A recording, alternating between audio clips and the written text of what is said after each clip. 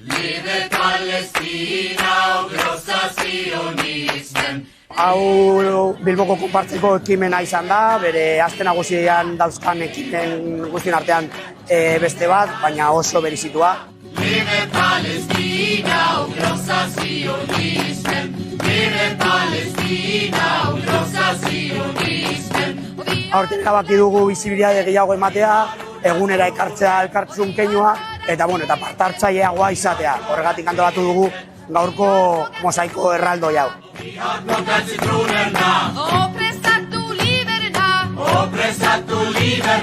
Jendea kopuran atletik izugarria, espero genuen baino askoz gehiago. Tonika bada konbukatoria guztietan, Bilboko herriak oso ondo erantzuten ari da elkartasunari.